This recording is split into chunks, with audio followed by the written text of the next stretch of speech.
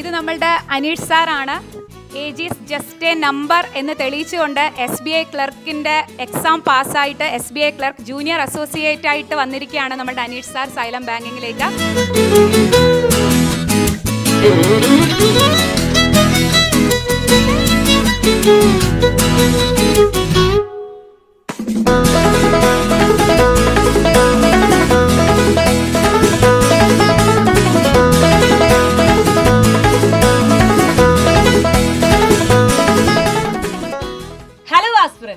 ഇന്ന് ഞങ്ങളുടെ കൂടെ വളരെ സ്പെഷ്യൽ ആയിട്ടുള്ള ഒരാളാണ്. ഞങ്ങളുടെ അച്ചീവേഴ്സ് ബാച്ചിലെ സ്റ്റുഡൻറ്റും ഒപ്പം ഒരു എക്സ് സർവീസ് മാനും കൂടെയാണ് നമ്മുടെ ഈ പ്രിയപ്പെട്ട സ്റ്റുഡൻറ്റ്. ഞങ്ങൾ നിങ്ങളോട് പറഞ്ഞിരുന്നു ഞങ്ങളുടെ കൂടെ പഠിച്ച് വിജയത്തിലെത്തിയവരെ നിങ്ങളെ ഉറപ്പായും പരിചയപ്പെടുത്തുമെന്ന്. അങ്ങനെ ഇന്ന് ഞങ്ങളുടെ കൂടെ ഉള്ളത് അനീഷ് സാറാണ്. അപ്പോൾ അനീഷ് സാറിൻ്റെ വിശേഷങ്ങളിലേക്ക് നമുക്ക് പോകാം. സ്വാഗതം. ആൻഡ് ഫസ്റ്റ് ആൻഡ് ഏറ്റവും ഇമ്പോർട്ടൻറ്റ് ക്വസ്റ്റ്യൻ ഞാൻ ചോദിക്കണമെന്ന് വിചാരിച്ചു. ഫസ്റ്റ് കിട്ടിയപ്പോൾ എന്ത് ഫീൽ ചെയ്തു? ഇത്രയും നാളത്തെ പരിശ്രമം ഒരു ഫ്രൂട്ട്ഫുള്ളായ ഒരു എഫക്റ്റ് ആയിരുന്നു. മീൻസ് കുറേ നാളായിട്ട് ഒരു വർഷമായിട്ട് പഠിച്ചുകൊണ്ടിരുന്നതിന് അവസാനം ഒരു റിസൾട്ട് കിട്ടിയപ്പോൾ വളരെയധികം സന്തോഷമായി. വീട്ടിലൊക്കെ എല്ലാവരും എങ്ങനെയായിരുന്നു റെസ്പോൺസ്? വീട്ടിലും എല്ലാവരും കാത്തിരുന്ന ഒരു റിസൾട്ടായിരുന്നു. അത് വന്നതോടെ എല്ലാവർക്കും സന്തോഷമായി. Age is just a number എന്ന് തെളിയിച്ചുകൊണ്ട് നമ്മളുടെ അനീഷ് സാർ ഇപ്പോൾ SBI ജൂനിയർ അസോസിയേറ്റ് ആയിരിക്കുകയാണ്. അപ്പോൾ സാറിനെ പറ്റി അറിയാൻ ഇവർക്ക് ഒരുപാട് താല്പര്യം ഉണ്ടായിരിക്കും. സാർ എങ്ങനെയാണ്, അല്ലെങ്കിൽ സാറ് ഏത് വർഷമാണ് ജോലിക്ക് കയറിയത്, സാറ് എവിടെ നിന്നാണ് പഠിച്ചത്, ഇത്രയൊരു ഗ്യാപ്പ് വന്നിട്ടും ഈ ഒരു എക്സാം എങ്ങനെയാണ് ക്രാക്ക് ചെയ്യാൻ സാറിന് പറ്റിയത്, അപ്പോൾ സാറിനെ പറ്റിയിട്ടുള്ള ഡീറ്റെയിൽസ് ഒന്ന് ഷെയർ ചെയ്യൂ. എൻ്റെ പേര് അനീഷ്. ഞാൻ കൊല്ലം ജില്ലയിൽ പത്തനാപുരം എന്ന സ്ഥലത്തു നിന്നാണ് വരുന്നത്. ഞാൻ 2004 എൻ്റെ +2 ശേഷം ജോലിക്ക് കയറി 2024 റിട്ടയർ ചെയ്തു. റിട്ടയർ ചെയ്തതിന് ശേഷം സൈലത്തിൻ്റെ അച്ചീവേഴ്സ് ബാച്ചിൽ ജോയിൻ ചെയ്യുകയാണ് ഉണ്ടായത്. അങ്ങനെ ബേസിക് മുതൽ എല്ലാ ടോപ്പിക്കും പഠിപ്പിച്ചതുകൊണ്ട് തന്നെ എനിക്ക് ആ 20 വർഷത്തെ ഗ്യാപ്പ് വന്നത് ഫുൾഫിൽ ചെയ്യാൻ പറ്റി. അപ്പോൾ അതിന് സൈലത്തിന് വളരെയധികം താങ്ക്സ്. പിന്നെ 50 ദിവസത്തെ ടാർഗറ്റ് തന്നതെല്ലാം ടൈമിൽ കംപ്ലീറ്റ് ചെയ്യാൻ സാധിച്ചത് കാരണം എനിക്ക് എല്ലാ എക്സാമിനും നല്ലപോലെ പെർഫോം ചെയ്യാൻ സാധിച്ചു. അപ്പോൾ സാർ ഇപ്പോൾ പറഞ്ഞു 2004 ജോലിക്ക് കയറിയിട്ട് 2024 റിട്ടയർ ചെയ്തത്. അപ്പോൾ ശരിക്കും 20 വർഷമായിരുന്നു. അപ്പോൾ ആ 20 വർഷത്തെ ജോലിക്ക് ശേഷം പഠിക്കാൻ സ്റ്റാർട്ട് ചെയ്തപ്പം സാറിന് ബുദ്ധിമുട്ട് ഫീൽ ചെയ്തോ? തീർച്ചയായും ബുദ്ധിമുട്ടുണ്ടായിരുന്നു. കാരണം 2004 പഠിച്ചത് ആരും 2024 ഓർത്തു വെക്കത്തില്ല. പിന്നെ ഈ ക്ലാസ്സിൽ ആദ്യമേ ഞാൻ ചേരുന്നതിന് മുമ്പ് തന്നെ സൈലത്തിനോട് ചോദിച്ചത് ഇതായിരുന്നു, ബേസിക്സ് മുതൽ പഠിപ്പിക്കുമെന്ന്. അപ്പോൾ പറഞ്ഞിരുന്നു ബേസിക്സ് മുതൽ പഠിപ്പിക്കുമോ. ബേസിക്സ് മുതൽ പഠിപ്പിക്കുകയും ചെയ്തു. അതുകൊണ്ട് മാത്രമാണ് എനിക്ക് ആ ബേസിക്സ് ഒന്ന് ക്ലിയർ ആക്കി അതിൻ്റെ മെയിൻസ് ലെവലിലേക്ക് എത്താൻ സാധിച്ചത്. എപ്പോഴും കുട്ടികൾ വിചാരിക്കുന്ന ഒരു കാര്യമുണ്ട്, ആദ്യം പരീക്ഷ പാസ്സായില്ലെങ്കിൽ പിന്നെ പരീക്ഷ എഴുതിയിട്ട് കാര്യമില്ല. അത് ആദ്യം എഴുതുന്ന പരീക്ഷ പാസ്സാണ്, അല്ലെങ്കിൽ അതിൽ പ്രിലിംസ് കിട്ടിയില്ലെങ്കിൽ പ്രശ്നമാണ്, അല്ലെങ്കിൽ അതിൽ മെയിൻസ് കിട്ടിയില്ലെങ്കിൽ പ്രശ്നമാണ്. പിന്നെ എഴുതാനൊന്നും അവരങ്ങ് നിൽക്കത്തില്ല, അവർ ഉടനെ ചാടി അടുത്തതിലേക്ക് പോകാൻ ശ്രമിക്കും. അങ്ങനെയുള്ള കുട്ടികളോട് സാറിൻ്റെ എക്സ്പീരിയൻസ് എന്താണ് പറയാൻ ആഗ്രഹിക്കുന്നത്? അത് ഞാൻ ആദ്യമായിട്ട് എക്സാം എഴുതിയപ്പം RRB എഴുതിയത്. അതിൻ്റെ പ്രിലിംസ് എനിക്ക് കിട്ടിയില്ല. അപ്പം ഞാൻ അതിൽ നിന്ന് ക്വിറ്റ് ചെയ്യാതെ എനിക്ക് എവിടൊക്കെയാണ് വീഴ്ചകൾ പറ്റിയതെന്ന് മനസ്സിലാക്കി എൻ്റെ സ്റ്റഡി പാറ്റേൺ ചേഞ്ച് ചെയ്ത് എൻ്റെ സ്ട്രാറ്റജീസ് ചേഞ്ച് ചെയ്തിട്ട് പിന്നെ ഞാൻ IBPS ആണ് അടുത്ത എക്സാം എഴുതിയത്. അതിൽ പ്രിലിംസിന് നല്ല മാർക്കോടെ തന്നെ പ്രിലിംസ് എനിക്ക് കിട്ടി. ബട്ട് മെയിൻസിലൊരു സെക്ഷണൽ കട്ട് ഓഫ് കാരണം മെയിൻസ് നഷ്ടമായി. എന്നാലും എനിക്ക് മനസ്സിലായി ഞാൻ എവിടെയാണ് പുറകിൽ നിൽക്കുന്നതെന്ന്. അതനുസരിച്ച് അത് മെയിൻറ്റെയിൻ ചെയ്തിട്ടാണ് എൻ്റെ സ്റ്റഡി ടൈം കൂട്ടി എൻ്റെ സ്ട്രാറ്റജി അല്പം മാറ്റിയാണ് SBI എഴുതിയത്. ഇപ്പോൾ ഒരു പരീക്ഷ എഴുതി, ഇപ്പോൾ പ്രിലിംസിന് ഇത്ര മാർക്കിന് പോയി, മെയിൻസിന്, അപ്പം കുട്ടികൾ പലരും ഇങ്ങനെ തളർന്നു പോകാറുണ്ട്. ഇനിയിപ്പോൾ ഇത് എഴുതാൻ മുന്നോട്ട് പോയിട്ട് വേറെ ഏതെങ്കിലും പരീക്ഷ നോക്കാം. അങ്ങനെ ഒന്നിൽ നിൽക്കാതെ പല പരീക്ഷകൾ എഴുതുന്നതിനോട് സാറ് ആസ് എ ആസ്പിറൻറ്റ് എന്ത് പറയുന്നു? അത് തീർച്ചയായും തെറ്റായ ഒരു കാര്യമാണ്. മീൻസ് നമ്മൾ ആദ്യത്തെ എക്സാം എഴുതുമ്പോൾ നമുക്ക് പ്രിലിംസ് കിട്ടിയില്ല, ഓക്കെ. സെക്കൻഡ് എഴുതി പ്രിലിംസ് കിട്ടി, മെയിൻസ് കിട്ടിയില്ല. പിന്നെ വരുന്നതിനെല്ലാം ഈ മെയിൻസിന് 1 മാർക്ക് 2 മാർക്കിനായിരിക്കും പോകുന്നത്. അപ്പം എന്ന് വെച്ചാൽ നിങ്ങളുടെ ഒരു സാച്ചുറേഷൻ ലെവലിൽ എത്തിയിട്ടുണ്ട്. ഇനിയും ഒന്നുകൂടെ ഒന്ന് ഹാർഡ് വർക്ക് ചെയ്ത് കഴിഞ്ഞാൽ സുഖമായിട്ട് കിട്ടും. പക്ഷെ ആ സമയത്താണ് മാക്സിമം 90% ആൾക്കാരും ക്വിറ്റ് ചെയ്യുന്നത്. അല്ല, ഇത് ഞാൻ ചോദിക്കാൻ കാരണം ഇത്തവണത്തെ നമ്മുടെ SBI ക്ലർക്കിൻ്റെ മെയിൻസ് റിസൾട്ട് വന്നപ്പോൾ ഒരുപാട് കുട്ടികൾ 1 മാർക്കിന് 2 മാർക്കിന് 4 മാർക്കിന് പോയി, ഞാനിത് നിർത്തുവാണ് ഇനി ഞാൻ. അപ്പം അങ്ങനെയുള്ളത് തെറ്റായിട്ടുള്ളൊരിതല്ലേ? ഒബ്വിയസ്ലി. കാരണം ഇത്തവണത്തെ SBI നല്ല ടഫായിരുന്നു. അപ്പം 1 മാർക്ക് 2 മാർക്കിന് പോയി ഇനിയുള്ള വരുന്ന RRB IBPS ആ ഒരു സ്റ്റാൻഡേർഡുള്ള കുട്ടിക്ക് IBPS RRB ഒക്കെ സുഖമായിട്ട് എഴുതിയെടുക്കാവുന്നേ ഉള്ളൂ. സാർ ഇപ്പോൾ പറഞ്ഞല്ലോ സാർ ആദ്യം എഴുതിയ എക്സാം RRB ആയിരുന്നു. അപ്പോൾ സാറിന് അത് കിട്ടിയില്ല. അപ്പം നമ്മളിൽ ഡൂസ് ആൻഡ് ഡോൺസ് എന്ന് പറയല്ലോ, ഒരു എക്സാമിന് എന്ത് ചെയ്യണം എന്ത് ചെയ്യണ്ട. സാറിൻ്റെ ആ ഒരു എക്സ്പീരിയൻസിൽ നിന്ന് ഈ RRB എഴുതിയപ്പോൾ സാറും ഞാൻ ചെയ്തത് പ്രശ്നമാണ്, അല്ലെങ്കിൽ ഞാൻ ആ ഒരു സ്ട്രാറ്റജി മാറ്റണം, അതെന്തായിരുന്നു സാർ ആ റോങ് ആയിട്ട് ചെയ്തതെന്ന് പറയും. അപ്പം അങ്ങനെ ചെയ്യുന്ന ആസ്പിറൻസ് ഉണ്ടെങ്കിൽ അവർക്ക് ഭയങ്കര യൂസ്ഫുൾ ആയിരിക്കും. ഓക്കെ, RRB എഴുതിയപ്പം മെയിൻ പ്രശ്നം എന്ന് വെച്ചാൽ ടൈമിങ്ങിനുള്ളിൽ എനിക്ക് കംപ്ലീറ്റ് ചെയ്യാൻ പറ്റത്തില്ലായിരുന്നു. അത് നമ്മൾ എത്ര ചെയ്യാൻ അറിയാമെങ്കിലും മോക്ക് ചെയ്ത് പ്രാക്ടീസ് ചെയ്യാതെ സ്പീഡ് കൂട്ടാതെ ഒരു രക്ഷയില്ല. അങ്ങനെ പിന്നെ അത് മോക്ക് ചെയ്താണ് IBPSൽ എനിക്ക് അറൗണ്ട് 90 ക്വസ്റ്റ്യൻസ് അറ്റൻഡ് ചെയ്യാൻ പറ്റിയത്. അപ്പൊ സാറ് ആദ്യത്തേതിന് മോക്ക് ചെയ്യില്ലായിരുന്നു, ജസ്റ്റ് ടോപ്പിക്സ് എല്ലാം അറിയാം, പക്ഷെ സ്പീഡില്ല. അപ്പൊ സ്പീഡ് ഇല്ലാത്തതായിരുന്നു ആദ്യത്തെ സാറിന്റെ പ്രശ്നം. സാറിന് പ്രിലിംസ് പോലും ക്രാക്ക് ചെയ്യാൻ പറ്റാതെ പോയത് സാറിന് ടോപ്പിക്സ് എല്ലാം അറിയാം, കാര്യങ്ങളെല്ലാം അറിയാം, പക്ഷെ സ്പീഡില്ല. അപ്പൊ അത് സാറ് കണ്ടിന്യൂ മോക്ക് ചെയ്തിട്ടാണ് ചെയ്തിരുന്നത്. അപ്പൊ സാറേ ഒരു ചോദ്യം, നമ്മൾ സെക്ഷണൽ ടെസ്റ്റ് ചെയ്യണോ ഫുൾ ലെങ്ത് മോക്ക് ടെസ്റ്റ് ചെയ്യണോ? സാറിന് എന്താ ഫീൽ ചെയ്യുന്നത്? അത് ഡിപ്പെൻസ് ആണ്. ഇപ്പം ചിലർ കോണ്ടിന് വീക്ക് ആയിരിക്കും. കോണ്ടിന് വീക്ക് ആണെങ്കിൽ കോണ്ടിൻ്റെ സെക്ഷനിൽ ഇപ്പം ഒരു ദിവസം കോണ്ടിൻ്റെ 2 സെക്ഷനിൽ ഒരു ഫുൾ മോക്കും ചെയ്യാം. പിന്നെ റീസണിങ്ങിന് വീക്കുള്ള ഒരു റീസണിങ്ങിൻ്റെ 2 സെക്ഷനിലും പിന്നെ ഒരു ഫുൾ മോക്കും ചെയ്യാം. എന്തായാലും ഞാൻ പറഞ്ഞിട്ട് ഡെയിലി ഒരു മോക്ക് കംപ്ലീറ്റ് ചെയ്യുക, അതിൻ്റെ അനലൈസിസ് ചെയ്യുക ഫുള്ള്. അത് വളരെ പ്രയോജനപ്രദമായിരിക്കും. നിങ്ങളെല്ലാവരും ശ്രദ്ധിക്കേണ്ട ഒരു കാര്യമാണ്, ഞാനെപ്പോഴും ക്ലാസ്സുകളിൽ പറയുന്നൊരു കാര്യമാണ്, നമ്മൾ സെക്ഷണൽ ടെസ്റ്റിന് പ്രാധാന്യം കൊടുക്കണം. കാരണം ഓരോ സെക്ഷനും നല്ല അടിപൊളിയാക്കാൻ വേണ്ടിയിട്ട് സെക്ഷണൽ ടെസ്റ്റ് ചെയ്യുക, ഫുൾ ലെങ്ത് ടെസ്റ്റ് ചെയ്യുക. അത് തന്നെയാണ് സാറും ഇപ്പോൾ പറഞ്ഞത്. പിന്നെ അത് മാത്രമല്ല, സാർ എടുത്തു പറഞ്ഞൊരു കാര്യം, വെറുതെ മോക്ക് മാത്രം ചെയ്തിട്ട് കാര്യമില്ല, അതിൻ്റെ അനാലിസിസ് ഏറ്റവും ഇമ്പോർട്ടൻ്റ് ആണ് എന്നുള്ളൊരു കാര്യമാണ് സാറ് പറയുന്നത്. അപ്പോൾ സാറിപ്പോൾ പറഞ്ഞു 20 വർഷത്തെ നേവി ജേർണി ആയിരുന്നു. അപ്പോൾ അതിനുശേഷം സാറ് ബാങ്കിങ് തന്നെ എന്താ ചൂസ് ചെയ്യാൻ കാരണം? ഒരുപാട് ആൾക്കാർക്ക് അറിയില്ല. അപ്പം മേ ബി റിട്ടയർമെൻറ്റിന് ശേഷം ഇങ്ങനെ ഒരു ഓപ്പർച്യൂണിറ്റി ഉണ്ട്, അല്ലെങ്കിൽ വേറെ എന്തെങ്കിലും ഒരു ജോലിക്ക് കയറുന്നവരാണ് കൂടുതലും. അപ്പോൾ ഇങ്ങനെയുള്ള ഒരു ഓപ്പർച്യൂണിറ്റി ഉണ്ടെന്ന് അറിയാമായിരുന്നു. അതിൽ ബാങ്കിങ് തന്നെ സാറ് സെലക്ട് ചെയ്യാനുള്ള കാര്യം എന്താ? ആക്ച്വലി എക്സ് സർവീസ്മെന്നിന് റിട്ടയർ ആയതിനു ശേഷം പേ പ്രൊട്ടക്ഷൻ കിട്ടുന്ന മേഖലയെന്ന് പറഞ്ഞാൽ അത് ബാങ്കിങ് ആൻഡ് ഇൻഷുറൻസ് ആണ്. ബാക്കിയുള്ളിടത്ത് പേ പ്രൊട്ടക്ഷൻ ഇല്ല, വീണ്ടും ബാക്കിയുള്ള പേ ലെവലിൽ നിന്ന് തന്നെ സ്റ്റാർട്ട് ചെയ്യേണ്ടി വരും. അപ്പോൾ പേ പ്രൊട്ടക്ഷൻ ഉള്ളതുകൊണ്ട് തന്നെ അല്പം ഫിനാൻഷ്യൽ സെക്യൂരിറ്റി കൂടി ഉള്ളതുകൊണ്ട് തന്നെ ബാങ്കിങ് അല്ലെങ്കിൽ ഇൻഷുറൻസ് മേഖല, ഇതായിരുന്നു എൻ്റെ എയിം. അപ്പോൾ ബാങ്കിങ്ങിൻ്റെ സിലബസ് തന്നെയാണ്, എല്ലാത്തിനും ഏകദേശം സെയിം സിലബസാണ്. അതുകൊണ്ട് തന്നെ ബാങ്കിങ് കോച്ചിങ് ഞാൻ സ്റ്റാർട്ട് ചെയ്യുകയും ബാങ്കിങ്ങിൻ്റെ ഇൻഷുറൻസിൻ്റെ എക്സാമുകൾ അറ്റൻഡ് ചെയ്യാൻ വേണ്ടി തയ്യാറെടുക്കുകയും ചെയ്തു. പിന്നെ മോറോവർ എനിക്ക് ഇതുവരെ 2004 മുതൽ നാട്ടിൽ നിന്ന് വെളിയിലായിരുന്നത് കൊണ്ട് തന്നെ ഇനിയെങ്കിലും നാട്ടിൽ തന്നെ നിൽക്കണമെന്നുള്ളൊരാഗ്രഹം ഉണ്ടായിരുന്നു. അതുകൊണ്ട് തന്നെയാണ് ബാങ്കിങ് ചൂസ് ചെയ്തത്.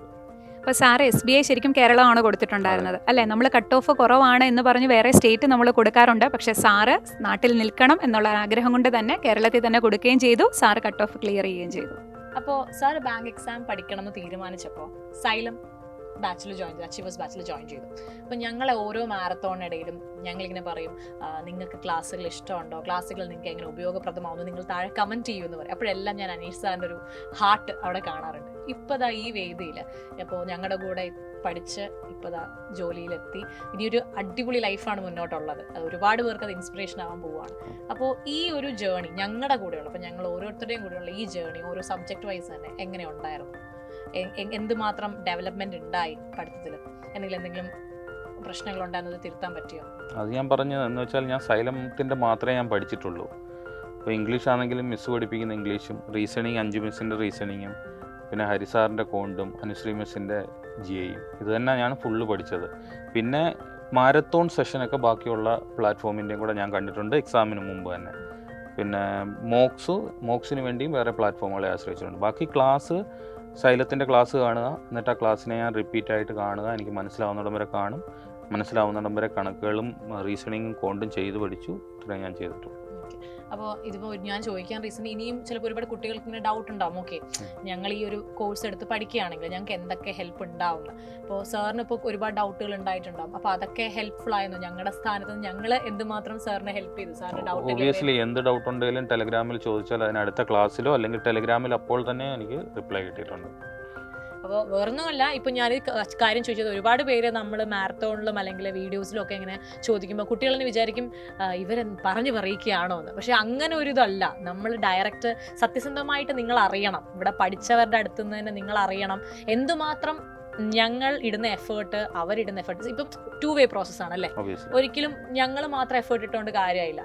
സ്റ്റുഡൻസും അതുപോലെ എഫേർട്ട് ഇട്ട് കഴിഞ്ഞാൽ ആ ജേണി എവിടെ എത്തി നിൽക്കുമെന്നതിൻ്റെ എക്സാമ്പിളാണ് സാർ. അപ്പോൾ അതുകൊണ്ടാണ് സാറിനോട് തന്നെ ഒരു റിവ്യൂ പറയാനായിട്ട് ഞാനിപ്പോൾ ഈ വേദിയിൽ പറഞ്ഞത്. ഒരു ചെറിയൊരു രീതിയിലൊരു സ്ട്രാറ്റജി പറഞ്ഞു കഴിഞ്ഞാൽ ഇപ്പം എല്ലാ സബ്ജക്റ്റിനും വേണ്ടിയിട്ട്. ആക്ച്വലി ബാങ്ക് എക്സാം പാസ്സായി കഴിഞ്ഞാൽ എല്ലാവരും ചോദിക്കുന്ന ഒരു ക്വസ്റ്റ്യനാണ് എന്തായിരുന്നു സ്ട്രാറ്റജി എന്ന്. ആക്ച്വലി സ്ട്രാറ്റജി എന്ന് പറയുന്നത് സ്വന്തമായിട്ട് രൂപപ്പെടുത്തേണ്ട ഒരു സാധനമാണ്, സെൽഫ് ഡിസൈൻ ചെയ്യേണ്ട ഒരു സാധനമാണ്. എന്ന് വെച്ചാൽ നമ്മൾ ഏതിലാണോ വീക്കായിട്ട് നിൽക്കുന്നത് അതിനെ എങ്ങനെ സ്ട്രോങ് ആക്കാമെന്നുള്ള നമ്മൾ തന്നെ ഒരു രീതി കണ്ടുപിടിക്കുന്നതാണ് നമ്മുടെ സ്ട്രാറ്റജി. അല്ലാതെ വേറൊരാളുടെ സ്ട്രാറ്റജി നമ്മൾ കോപ്പി അടിച്ചുകൊണ്ട് നമുക്ക് നന്നായി പഠിക്കണമെന്ന് നിർബന്ധമില്ല. അപ്പോൾ എൻ്റെ സ്ട്രാറ്റജി എന്ന് പറഞ്ഞാൽ ഞാൻ ആദ്യത്തെ ഈ എക്സാം എഴുതി കഴിഞ്ഞപ്പോൾ എനിക്ക് ആകെ GA ക്കായിരുന്നു വലിയ ഇഷ്യൂ വന്നത്. അപ്പോൾ GA ക്ക് വേണ്ടി ഞാൻ എന്തെടുത്തെന്ന് വെച്ചാൽ ഡെയിലി കറണ്ട് അഫയേഴ്സ് മിസ് ഇട്ട് തരാറുണ്ട് ടെലഗ്രാം ഗ്രൂപ്പിൽ. പിന്നെ വേറെ ഇപ്പം 10ഓളം ചാനലുകളുണ്ട് ഡെയിലി CA വരുന്നത്. അപ്പം ഡയറിയിൽ ഡെയിലി CA എഴുതി വെക്കും. എഴുതി വെച്ച് അത് വീക്കിലി ഒന്ന് റിവൈസ് ചെയ്തതിന് ശേഷം എനിക്ക് ബുദ്ധിമുട്ടുള്ള ഡെയിലി CAs എല്ലാം ഞാൻ ടിക്ക് ചെയ്ത് മാറ്റിയിടുമായിരുന്നു. അതെല്ലാം എക്സാമിന് മുമ്പ് ആ ടിക്ക് ചെയ്ത് ഒരു 100-150 ക്വസ്റ്റ്യൻ കാണും ചിലപ്പോൾ, അത് നോക്കിയിട്ട് മാത്രമേ അടുത്ത എക്സാമിന് പോകത്തുള്ളായിരുന്നു. സെയിം കോണ്ട് ആൻഡ് റീസണിങ്ങിൻ്റെ ക്ലാസ്സിൽ ചെയ്യിപ്പിക്കുന്ന, അതായത് ക്ലാസ്സിൽ നമുക്ക് ചെയ്യാൻ കഴിയുന്ന ക്വസ്റ്റ്യൻ എന്ന് വെച്ചാൽ നമുക്ക് അറിയാവുന്നതാണ്. ചെയ്യാൻ കഴിയാത്ത ക്വസ്റ്റ്യൻസ് അവരുടെ എക്സ്പ്ലനേഷൻ നോക്കിയിട്ട് ഫുള്ള് പഠിച്ചതിന് ശേഷം പിന്നെ സ്വന്തമായി ചെയ്യാൻ ശ്രമിക്കും. അങ്ങനെ സ്വന്തമായിട്ട് ചെയ്യാൻ പറ്റുന്നിടം വരെ അത് പഠിച്ചുകൊണ്ടിരിക്കും. ഇതൊക്കെയായിരുന്നു എൻ്റെ സ്ട്രാറ്റജി. ഇംഗ്ലീഷിനൊക്കെ എന്ത് ചെയ്തു? ഇംഗ്ലീഷിനാണെങ്കിൽ ഇംഗ്ലീഷ് ഞാൻ ചോദിച്ചത് ഇപ്പോൾ വൊക്കാബ് ഒക്കെ പഠിക്കാൻ, വൊക്കാബ് ക്ലാസ്സിനപ്പുറത്തേക്ക് നമ്മൾ ഗ്രാമർ പഠിക്കുന്നതിനപ്പുറത്തേക്ക് വൊക്കാബ് പഠിക്കാൻ കുട്ടികളെ കൂടുതൽ പേടി. റീഡിങ് ഒരു ഡിക്ഷണറി, ഒരു ചെറിയ പോക്കറ്റ് ഡിക്ഷണറി കൈവെക്കുക, വായിക്കുക, അർത്ഥം നോക്കി മനസ്സിലാക്കുക, അതേ ഉള്ളൂ. പിന്നെ ഏറ്റവും ഇംഗ്ലീഷിന് മാർക്ക് വേണമെങ്കിൽ ഗ്രാമർ റൂൾസ് ഫുള്ള് ബൈഹാർട്ടായിരിക്കണം. ഗ്രാമർ റൂൾസ് അറിയാമെങ്കിൽ മാത്രം, വൊക്കാബ് ഒന്നും പഠിക്കാതെ ഗ്രാമർ റൂൾസ് അറിയാമെങ്കിൽ മാത്രം 10-15 മാർക്ക് സുഖമായിട്ട് വാങ്ങാൻ പറ്റും. ഇപ്പോൾ കേട്ടപ്പോൾ എനിക്ക് ഒരുപാട് സന്തോഷമായി. കാരണം ഞാൻ എല്ലാ ദിവസവും ക്ലാസ്സിൽ റിവിഷൻ ചെയ്യണം എന്ന് പറയും. അല്ല, കാരണം ഞാൻ മിസ്സിൻ്റെ ക്ലാസ്സുകൾ ഇടയ്ക്കുന്നാണ് കണ്ടു തുടങ്ങിയത്. അപ്പോൾ ഓൾറെഡി ഗ്രാമർ റൂൾ ആ കോഴ്സിൽ കംപ്ലീറ്റ് ആയായിരുന്നു. അത് കണ്ടു തുടങ്ങി, ഞാൻ പറയുന്നതെല്ലാം തെറ്റായി വരാൻ തുടങ്ങിയപ്പം പിന്നാണ് ഞാൻ ഈ ആദ്യത്തെ ക്ലാസ്സുകൾ ഗ്രാമർ റൂൾ എടുത്ത് കാണുന്നത്. അത് കഴിഞ്ഞിട്ട് എനിക്ക് ഇംഗ്ലീഷ്, ഞാൻ ഇപ്പോൾ SBIക്ക് 30 ഞാൻ അറ്റൻഡ് ചെയ്തായിരുന്നു ഇംഗ്ലീഷ്. സന്തോഷം. അത് ഇനി എല്ലാവർക്കും പഠിക്കുന്ന എല്ലാവരും ശ്രദ്ധിക്കുക, ഗ്രാമർ റിവൈസ് ചെയ്യേണ്ടത് വളരെ ഇമ്പോർട്ടൻ്റ് ആണ്. മാത്രമല്ല, ഇപ്പോൾ സാറ് പറഞ്ഞ ഈ സ്ട്രാറ്റജി, അതിപ്പോൾ റീസണിങ് ആയാലും കോണ്ടായാലും GA ആയാലും ഇംഗ്ലീഷ് ആയാലും, അത് പഠിക്കുന്നവർക്കും ഇനി പഠിക്കാൻ ആഗ്രഹിക്കുന്നവർക്കൊക്കെ അവരവരുടേതായ രീതിയിൽ ഉപയോഗപ്രദമാവട്ടെ. ഓക്കെ, എൻ്റെ സബ്ജക്റ്റ് റീസണിംഗ് ആണ്. അപ്പോൾ സാറിനോട് ഞാൻ ചോദിക്കുകയാണ്, റീസണിങ്ങിൽ ഇവർക്ക് ഏറ്റവും കൂടുതൽ ബുദ്ധിമുട്ട് പറയുന്നത് പസിൽസ് ആൻഡ് സീറ്റിംഗ് അറേഞ്ച്മെൻറ്റ്. ഇപ്പോൾ പ്രിലിംസിന് നമുക്കത് ആവശ്യമാണ്, മെയിൻസിനും ആവശ്യമാണ്. അപ്പോൾ സാറ് ഇപ്പോൾ പ്രിലിംസിന് നമുക്ക് പസിൽസ് എന്ന് പറഞ്ഞാൽ വളരെ വലിയൊരു പാരഗ്രാഫാണ്, അത് ആ വളരെ കുറച്ച് സമയം കൊണ്ട് വായിച്ച് മനസ്സിലാക്കണം, പ്രിലിംസിനാണെങ്കിലും മെയിൻസിനാണെങ്കിലും. അപ്പോൾ സാർ ആ പ്രിലിംസ് ടാക്കിൾ ചെയ്യാൻ എന്താണ് സാറ് ചെയ്തൊരു മെത്തേഡ്? സെയിം ഞാൻ മുമ്പ് പറഞ്ഞതിൻ്റെ കൂട്ട് തന്നെ മിസ് ക്ലാസ്സിൽ പഠിപ്പിക്കുന്നത് അതിൻ്റെ കൂടെ ഞാൻ ചെയ്യാൻ ശ്രമിക്കാറുണ്ട്. മാക്സിമം കിട്ടാറുണ്ട്. കിട്ടാത്തത് ഞാൻ പിന്നെ ആ ക്ലാസ് കഴിഞ്ഞതിന് ശേഷം PDF എടുത്ത് സ്വന്തമായിട്ട് ചെയ്ത് പഠിക്കാറുണ്ട്. അത് കിട്ടുന്നിടം വരെ പഠിക്കാറുണ്ട്. പിന്നെ പലയിടത്തും നമുക്ക് കിട്ടും പസിൽസ്, റീസണിങ്ങിൻ്റെ എല്ലാം ചെയ്ത് നോക്കാൻ ശ്രമിക്കാം. ഒരു ചെയ്യാനൊരു രസം തോന്നി തുടങ്ങി കഴിഞ്ഞാൽ പിന്നെ ഒരു രസമായിരിക്കും അത് ചെയ്യാൻ. അതാണ്. അപ്പം നിങ്ങൾ ശരിക്കും മനസ്സിലാക്കേണ്ട ഒരു കാര്യമാണ്, എപ്പോഴും ഞാൻ ക്ലാസ്സുകളിൽ പറയും, ഡെയിലി നിങ്ങൾ ഒരു മിനിമം 20 പസിൽസ് എങ്കിലും ചെയ്യണം എന്ന് പറയും. സാറും ഇപ്പം അത് തന്നെയാണ് പറഞ്ഞത്. നമ്മൾ ഡെയിലി പ്രാക്ടീസ് ചെയ്യുക. ആ പസിൽസ് എന്ന് പറയുന്നത് നമ്മൾ തന്നിരിക്കുന്നത് തന്നെയാണ് വീണ്ടും വീണ്ടും തന്നേക്കുന്നത്. അപ്പോൾ അത് നമുക്ക് ഡെയിലി കണ്ടൊരു പരിചയം ഉണ്ടെങ്കിൽ മാത്രമാണ് നമുക്കത് ചെയ്യാനായിട്ട് പറ്റുക. അപ്പോൾ സാറും ആ ഒരു സ്ട്രാറ്റജി തന്നെയാണ് ഫോളോ ചെയ്തത്. ഇപ്പം എനിക്ക് ഏറ്റവും സന്തോഷമുള്ളൊരു കാര്യം, ഇപ്പം സാറ് നമ്മുടെ അച്ചീവേഴ്സ് ബാച്ചിലാണ് ജോയിൻ ചെയ്തത്. നമുക്ക് സെപ്പറേറ്റ് എക്സ് സർവീസിന് ഒരു ബാച്ചുണ്ട്, മിഷൻ സൈനിക് ബാങ്കർ. പക്ഷേ അതിലല്ല, സാറ് ജനറൽ ബാച്ചിലാണ് ജോയിൻ ചെയ്തത്. അതിൽ നമ്മൾ PO ലെവൽ ക്വസ്റ്റ്യൻസ് വരെയാണ് മെയിൻസിൻ്റെ ഒക്കെ ചെയ്യിക്കുക. പക്ഷേ അതുപോലും സാർ എഫേർട്ട് ഇട്ട് ചെയ്യാൻ കാണിച്ച സാറിൻ്റെ ഒരു മനസ്സുണ്ട്. അതുകൊണ്ട് തന്നെയാണ് ഇപ്പോൾ എക്സാം ക്രാക്ക് ചെയ്യാൻ പറ്റിയിട്ടുള്ളത്. ഇപ്പം നമുക്ക് ബാങ്ക് എക്സാം ആണെങ്കിലും അല്ലെങ്കിൽ SSC എക്സാം ആണെങ്കിലും എക്സ് സർവീസുകാർക്ക് 10% റിസർവേഷൻ ഉണ്ട് അല്ലേ? അപ്പോൾ സാറേ, ബാങ്കിങ്ങിന് പഠിച്ചു കഴിഞ്ഞാൽ നമുക്ക് SSC ക്രാക്ക് ചെയ്യാൻ പറ്റുമോ? സാറിന് എന്താ തോന്നുന്നത്? ഞാൻ ബാങ്കിങ് ഈ കോഴ്സ് മാത്രമേ ഞാൻ അറ്റൻഡ് ചെയ്തിട്ടുള്ളൂ. ഈ കോഴ്സ് പഠിച്ചുകൊണ്ടാണ് ഞാൻ CGL എഴുതിയത്. CGL എഴുതി എനിക്കത് കിട്ടുകയും ചെയ്തതാണ്. അപ്പം SSCയിൽ പ്ലസ് ആയിട്ടുള്ളത് എന്ന് വെച്ചാൽ ബാങ്കിൻ്റെ ഡിഫിക്കൽറ്റി ലെവൽ ഒരു 10 ആണെങ്കിൽ SSCയുടെ ആ മാത്സിൻ്റെ ഡിഫിക്കൽറ്റി ലെവൽ 4 to 5 ആണ്. മാത്സ് സുഖമായിട്ട് ക്രാക്ക് ചെയ്യാം. പിന്നെ ആകെ പ്രശ്നം വരുന്നത് അതിനകത്ത് സ്റ്റാറ്റിക് GK വരും, history, geography, biology, physics, chemistry. അത് മാറ്റി നിർത്തി കഴിഞ്ഞാൽ ബാങ്കിങ് പഠിക്കുന്ന ഒരാൾക്ക് സുഖമായിട്ട് SSC ക്രാക്ക് ചെയ്യാം. അപ്പോൾ സാറേ, നമ്മൾ ക്ലാസ്സസ് കൂടാതെ നമ്മൾ യൂട്യൂബിൽ മാരത്തോൺ സെഷൻസ് പോകാറുണ്ട്. ഇപ്പോൾ രേവതി മിസ്സിൻ്റെ സൈലം റേവ്. സാർ ഇതിനൊക്കെ സ്ഥിരം വരുന്ന ഒരാളാണെന്ന് എനിക്കറിയാം. കാരണം നമ്മൾ മാരത്തോൺ സെഷൻ സ്റ്റാർട്ട് ചെയ്താലും ക്ലാസ് സ്റ്റാർട്ട് ചെയ്താലും ആദ്യം സാറിൻ്റെ ഗുഡ് മോർണിംഗ് മെസ്സേജ് അല്ലെങ്കിൽ ഒരു ഹായ് മെസ്സേജ് അവിടെ ഉണ്ടാകും. സാർ ഇല്ലാത്ത ക്ലാസ്സസ് വളരെ ചുരുക്കമാണ്, ഇല്ലാന്ന് തന്നെ വേണമെങ്കിൽ പറയാം. അപ്പോൾ സാറിന് അത് എത്രത്തോളം യൂസ്ഫുൾ ആയിരുന്നു? ഐ ബിലീവ് അത് തന്നെ ആയിരിക്കും എൻ്റെ സക്സസിൻ്റെ പുറകിലുള്ളതും. ഞാൻ ഒരു ക്ലാസ് പോലും മിസ് ചെയ്യാതെ എല്ലാ ക്ലാസ്സും, നിങ്ങളിടുന്ന ഈവൻ എല്ലാ ഷോർട്സ് വരെയും ഞാൻ കണ്ടിട്ടുണ്ട്.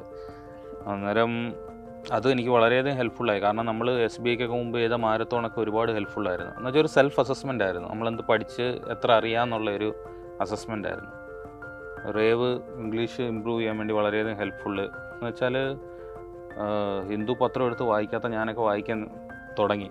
ഓക്കെ, അപ്പം സാർ ഈ ടൈമർ ഇട്ട് ചെയ്യുന്നതൊക്കെ സാറിന് ഭയങ്കര യൂസ്ഫുൾ ആയിരുന്നു. ടൈമർ ഇട്ട് സാറിന് എന്താ പറയാനുള്ളത്? നമ്മൾ ടൈമർ ഇട്ട് പ്രാക്ടീസ് ചെയ്യണോ അതോ അല്ലാതെ പ്രാക്ടീസ് ചെയ്താൽ മതി? ടൈമർ ഇട്ട് പ്രാക്ടീസ് ചെയ്യുന്നതാണ് നല്ലത്. കാരണം ഞാനും എക്സാം എഴുതുന്ന ഒരു വ്യക്തിക്ക് അറിയാം, എക്സാം എഴുതുമ്പോൾ നമ്മൾ അവിടുത്തെ ടൈമർ നോക്കി തന്നെയാണ് ചെയ്യുന്നത്. അപ്പോൾ നമുക്ക് ഓരോ ക്വസ്റ്റിനും പ്രത്യേകം ടൈമർ ഉണ്ടെങ്കിൽ നല്ലത് തന്നെ. നമ്മുടെ ആ സ്പീഡ് കൂട്ടാൻ അത് വളരെയധികം സഹായിക്കും. അപ്പോൾ അടുത്ത ചോദ്യം മിക്കവാറും എന്നെപ്പോലെ ഒരുപാട് ആസ്പിറൻസ് സാറിനോട് ചോദിക്കണം വിചാരിക്കാം. ഈ ഇംഗ്ലീഷിൽ എപ്പോഴും ഓക്കെ എല്ലാം കിട്ടും എന്ന് പറഞ്ഞിട്ട് ക്ലിക്ക് ചെയ്യും, ആൻസർ ഭയങ്കര കോൺഫിഡൻസ് ആയിരിക്കും. പക്ഷേ ആൻസർ കീ വരുമ്പോഴോ അല്ലെങ്കിൽ എല്ലാം കഴിഞ്ഞ് എക്സാം കഴിയുമ്പോൾ പറയും, അയ്യോ മിസ്സേ കൊടുത്തപ്പോൾ ഭയങ്കര ഉറപ്പായിരുന്നു, വന്നപ്പോൾ നെഗറ്റീവ് മാർക്കാണ്. അപ്പോൾ നെഗറ്റീവ് മാർക്കിൻ്റെ ഒരു ഇഷ്യൂവിനെ സാർ എങ്ങനെ നോക്കിക്കാണുന്നു സാറിൻ്റെ എക്സാമിൻ്റെ ഇതിൽ? അത് ഇംഗ്ലീഷ് എല്ലാവർക്കും കുറച്ചറിയാവുന്നൊരു സബ്ജക്റ്റാണ്. അപ്പോൾ നമുക്ക് ഏത് ക്വസ്റ്റ്യൻ കണ്ടാലും ആൻസർ നമുക്കിതാണെന്ന് തോന്നും. എന്ന് വെച്ചാൽ പിന്നെ ടെംപ്റ്റേഷനും കാണും. നമുക്കാകെ അതിൽ 10 ഷുവർ ഷോട്ടായിരിക്കും, പക്ഷെ ബാക്കിയും കൂടെ ടിക്ക് ചെയ്യാനുള്ളൊരു ടെംപ്റ്റേഷൻ എല്ലാവർക്കും ഉണ്ട്. എന്ന് വെച്ചാൽ ഇംഗ്ലീഷിലിപ്പം വൊക്കാബിലൊരു വേർഡിൻ്റെ മീനിങ് നമുക്കറിയത്തില്ലെന്ന് വെച്ചോ, നമ്മൾ ആ സെൻറ്റൻസ് വായിച്ച് നോക്കിയിട്ട് ഇത് ഇവിടെ ഫിറ്റ് ആവാൻ ചാൻസ് ഉണ്ട്, അത് ടിക്ക് ചെയ്ത് വിടും. അങ്ങനെയാണ് ഇംഗ്ലീഷിന് ഏറ്റവും കൂടുതൽ മൈനസ് എല്ലാവർക്കും വരുന്നത് ഇംഗ്ലീഷിന് തന്നെ. ഓവർ കോൺഫിഡൻസ് കാരണമാണ്. അപ്പോൾ കേട്ടല്ലോ, നിങ്ങൾ എന്താണോ ഉറപ്പുള്ളത് അത് കൊടുക്കുക. വായിക്കുമ്പോൾ കേൾക്കാൻ ഇമ്പമുള്ളതെല്ലാം ഉത്തരമാവണമെന്ന് നിർബന്ധമില്ല. അതിനുവേണ്ടി ഉറപ്പായിട്ടും റൂൾസും കാര്യങ്ങളും പഠിച്ച് തന്നെ പോകും. അതാണ് സാർ ഉദ്ദേശിച്ചത്. ആൻഡ് ഇനി വരാൻ പോകുന്ന സമയം ഒരു SBI ക്ലർക്കായിട്ട് വർക്ക് ചെയ്യാൻ പോവുകയാണ്. എന്താണ് എക്സ്പെക്റ്റേഷൻസ് ആസ് എ, അതായത് ഇത്രയും നാൾ വേറൊരു സർവീസിലായിരുന്നു, ഇനി നാട്ടിൽ ഒരു പുതിയ സർവീസ് ചെയ്യാൻ പോവാണ്. അപ്പം എന്ത് തോന്നുന്നു, എങ്ങനെ ഉണ്ടാവും? നാട്ടിലൊരു ജോലി കിട്ടിയതിന് വളരെയധികം സന്തോഷമുണ്ട്. ഇനിയും ബാങ്ക് ആദ്യമായിട്ട് പോകുന്നൊരു മേഖലയാണ്, അവിടെ ചെന്നിട്ട് ഞാൻ എൻ്റെ അഭിപ്രായം പറയാൻ പറ്റും. അപ്പോൾ ആ അഭിപ്രായത്തിന് വേണ്ടി ഞങ്ങൾ കാത്തിരിക്കുകയാണ്. ഒരു വർഷം കഴിഞ്ഞ് ഞങ്ങൾ ഇതുപോലെ ഒന്നും കൂടി ഇരിക്കുന്നുണ്ടാവും ആ അഭിപ്രായം കേൾക്കാനായിട്ട്. തീർച്ചയായും. അപ്പോൾ ഇപ്പോൾ ശരിക്കും റീസണിങ് ആയി, ഇംഗ്ലീഷ് ആയി, കറണ്ട് അഫേഴ്സ് ആയി. ഏറ്റവും കൂടുതൽ ഇവർക്ക് ബുദ്ധിമുട്ടുണ്ടെന്ന് പറയുന്ന സബ്ജക്റ്റ് ക്വാണ്ടിറ്റേറ്റീവ് ആപ്റ്റിറ്റ്യൂഡാണ്. അപ്പം സാർ ആ മാത്സ് എങ്ങനെയാണ്, അല്ലെങ്കിൽ ആ ഒരു ഡിഫിക്കൽട്ട് സബ്ജക്റ്റിനെ സാർ ഈസി ആക്കാൻ എന്തൊക്കെ കാര്യങ്ങളാണ് സാർ ചെയ്തത്? ആക്ച്വലി കോണ്ട് സൈലത്തിലും എടുക്കുന്നത് ഓരോ സിലബസ് വൈസാണ്. For example ratio and proportion ആണെങ്കിൽ ആദ്യത്തെ 2 ദിവസം അതിൻ്റെ ബേസിക്സ് ഫുള്ള് പഠിപ്പിക്കും. പിന്നെ 2 ദിവസം പ്രിലിംസ് ലെവൽ നമ്മൾ ക്വസ്റ്റ്യൻ ചെയ്യും. പിന്നുള്ള ദിവസം പ്രിലിംസും മെയിൻസും ഹയർ ലെവൽ ക്വസ്റ്റ്യൻസും ചെയ്യും. അപ്പോൾ ഞാൻ ചെയ്യുന്നത് എങ്ങനെയായിരുന്നു വെച്ചാൽ, എൻ്റെ ബേസിക്സും പ്രിലിംസ് ലെവലും ക്ലിയർ ആയി കഴിയുമ്പം ഇതിൻ്റെ കുറേ ക്വസ്റ്റ്യൻസ് എനിക്ക് ടോപ്പിക് വൈസ് ഉള്ളൊരു ബുക്കുണ്ട്. അതിനകത്തൊരു 100 ക്വസ്റ്റ്യൻ വെച്ച് ഈച്ച് ടോപ്പിക്കിൻ്റെ ഉണ്ട്. ഞാൻ ആ 100 ക്വസ്റ്റ്യൻ ചെയ്ത് നോക്കും റേഷ്യോ ആൻഡ് പ്രൊപ്പോർഷൻ്റെ. കിട്ടാതെ ഞാൻ സാറിന് ടെലഗ്രാമിൽ ഇട്ട് കൊടുക്കും, സാർ ചെയ്ത് അയച്ചു തരും, അല്ലെങ്കിൽ അടുത്ത ക്ലാസ്സിൽ ഡിസ്കസ് ചെയ്യും. അപ്പം ആ ടോപ്പിക് എൻ്റെ കഴിഞ്ഞ് കിട്ടും. മീൻസ് ആ 100 ഞാൻ ചെയ്തു എന്ന് വെച്ചാൽ അതിനകത്ത് എൻ്റെ എല്ലാം കവറായി. അങ്ങനെ ഓരോ അത് നമ്മൾ ആസ് പെർ ബാങ്കിങ്ങിൻ്റെ ടൈമിങ് നോക്കിയാൽ 100 ക്വസ്റ്റ്യൻ ചെയ്യാൻ 60 മിനിറ്റ്സിൽ ചെയ്യേണ്ടതാണ്. അത് 60 മിനിറ്റ്സ് എടുക്കണ്ട, ഒരു 4 240 മിനിറ്റ്സ് എടുത്തോളൂ. അതിനകത്ത് ആ 100 കംപ്ലീറ്റ് ചെയ്താൽ ഓക്കെ, കഴിഞ്ഞു. സാറ് പറഞ്ഞത് ഓരോ ടോപ്പിക്കും അതേപോലെ ഡീറ്റെയിൽഡ് ആയിട്ട് ക്വസ്റ്റ്യൻസ് ചെയ്ത് പ്രാക്ടീസ് ചെയ്യണം എന്നാണ് പറഞ്ഞത്. ഷോർട്ട് കട്ട്സ് ഇല്ല, പ്രാക്ടീസ് ചെയ്യണം. ആ ഒരു കാര്യം മാത്രമാണ് സാറ് പറഞ്ഞത്. നിങ്ങൾക്ക് അത് മനസ്സിലായിട്ടുണ്ടായിരിക്കും എന്ന് കരുതുന്നു. അപ്പോൾ നമ്മൾ സാറിൻ്റെ വിശേഷങ്ങളൊക്കെ കേട്ടു. അപ്പോൾ സാറേ, നമ്മൾ പറഞ്ഞു ഇപ്പം എക്സ് സർവീസ് ആണെങ്കിലും ഇങ്ങനെ ഒരു എക്സാംസ് ഉണ്ടെന്ന് അറിയാത്ത ഒരുപാട് ആൾക്കാരുണ്ട്. അതേപോലെ തന്നെ ഇപ്പോൾ പഠിച്ചുകൊണ്ടിരിക്കുന്നവരുണ്ട്, നമ്മുടെ ബാച്ചിലും ഉണ്ട്. അല്ലാതെയും ഈ എക്സാംസിന് വേണ്ടി പ്രിപ്പയർ ചെയ്യുന്ന എക്സ് സർവീസും ഉണ്ട്, അതേപോലെ തന്നെ നമ്മുടെ ജനറൽ ആസ്പിറൻസും ഉണ്ട്. സാറിന് അവരോട് എന്താ പറയാനുള്ളത്? എക്സ് സർവീസ്മെന് എഴുതാൻ പറ്റുന്ന പരീക്ഷകൾ ഓൾറെഡി സൈലം വീഡിയോയും ചെയ്തിട്ടുണ്ട്. അതിനകത്ത് ഏതൊക്കെ പരീക്ഷ എഴുതാൻ പറ്റും, ഓൾമോസ്റ്റ് എല്ലാ പരീക്ഷയും എഴുതാം. എല്ലായിടത്തും ഏജ് റിലാക്സേഷൻ ഉണ്ട്. പിന്നെ പ്രേ പ്രൊട്ടക്ഷൻ ഉള്ളത് ഇവിടെ ബാങ്കിങ് ആൻഡ് ഇൻഷുറൻസിലാണ്. പിന്നെ ഈ പരീക്ഷ എഴുതുന്നവർക്ക് പറയാനുള്ള ഒരു കാര്യം എന്ന് വെച്ചാൽ, ആദ്യം വേണ്ടത് സെൽഫ് കോൺഫിഡൻസ്. കിട്ടും എന്ന ഉറപ്പോടുകൂടി പഠിക്കുക. ഒരു എന്ന് വെച്ചാൽ നമ്മൾ ആ അച്ചീവ് ചെയ്യുന്നിടം വരെ ഒരു സ്റ്റെപ്പിലും വെച്ച് ക്വിറ്റ് ചെയ്യാതിരിക്കുക. ഈ യാത്ര കണ്ടിന്യൂ ചെയ്തുകൊണ്ടിരിക്കുക. കിട്ടുന്നത് വരെ നമുക്ക് കിട്ടുമെന്ന ഉറച്ച ശുഭാപ്തി വിശ്വാസത്തോടെ പഠിച്ചുകൊണ്ടിരിക്കുക. ഒരു ദിവസത്തിൽ ഏറ്റവും കൂടുതൽ എത്ര സമയം നീക്കി വെക്കാൻ പറ്റുമോ ഈ ബാങ്കിങ്ങിന് വേണ്ടി അത്രയും സമയം നീക്കി വെച്ച് നന്നായി പഠിക്കുക. അപ്പോൾ ശരിക്കും വിജയത്തിലേക്ക് ഷോർട്ട് കട്ട് ഇല്ല. നന്നായിട്ട് പ്രാക്ടീസ് ചെയ്ത് കൺസിസ്റ്റന്റ് ആയിട്ട് വർക്ക് ചെയ്തെങ്കിൽ മാത്രമേ ബാങ്ക് എക്സാം ക്രാക്ക് ചെയ്യാൻ പറ്റുള്ളൂ എന്ന് അനീഷ് സാറിന്റെ എക്സ്പീരിയൻസിൽ നിന്ന് നിങ്ങൾക്ക് മനസ്സിലായിട്ടുണ്ടായിരിക്കും. സോ സാറ് പറഞ്ഞ സാറിന്റെ സ്ട്രാറ്റജി ഒക്കെ കേൾക്കുക. സാറ് പറഞ്ഞതുപോലെ തന്നെ നമുക്ക് ഏതാണോ സ്യൂട്ട് ആയിട്ടുള്ളത് അത് ഫോളോ ചെയ്യുക. എല്ലാവർക്കും ഇതേപോലെ തന്നെ നിങ്ങളുടെ സ്വപ്ന ജോലിയിലേക്ക് എത്താൻ പറ്റട്ടെ. Wish you all the best.